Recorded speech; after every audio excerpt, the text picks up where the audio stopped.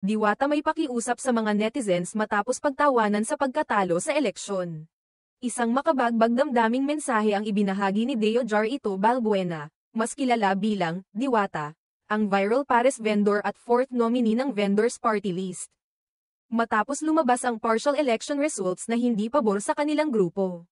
Sa kanyang Facebook post, ipinakita ni Diwata ang kanyang emosyonal na reaksyon sa hindi inaasahang resulta ng halalan. Ayon sa 97.37% ng election returns, ang Vendors Party List ay nasa ika-110 pwesto, malayo sa kinakailangang posisyon upang makapasok sa Kongreso. Sa kabila ng pagkatalo, nagpasalamat si Diwata sa mga sumuporta at naniwala sa kanilang layunin. Ayokong umiyak pero naiiyak ako. Maraming salamat pa rin Lord sa mga naniwala, ani Diwata.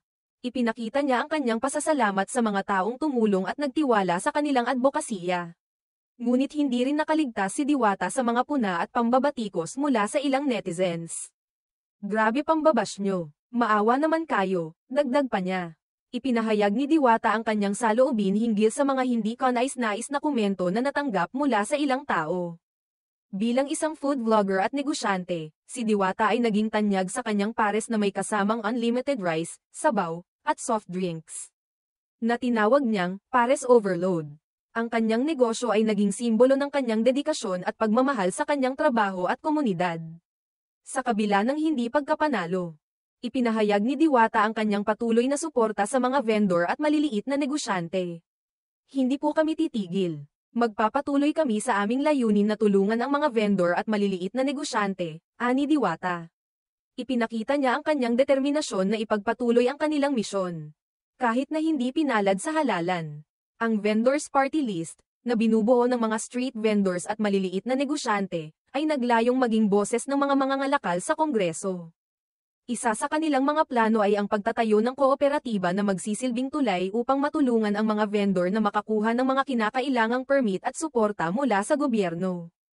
Bagamat hindi pinalad sa halalan, ang mga hakbang na isinulong ni Diwata at ng Vendors Party List ay patunay ng kanilang malasakit at dedikasyon sa kapakanan ng mga maliliit na negosyante.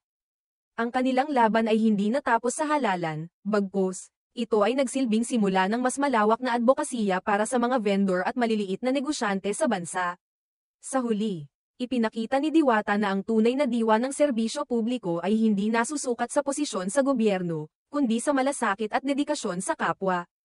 Ang kanyang kwento ay nagsisilbing inspirasyon sa lahat na may malasakit sa kanilang komunidad at handang magsakripisyo para sa kapakanan ng nakararami.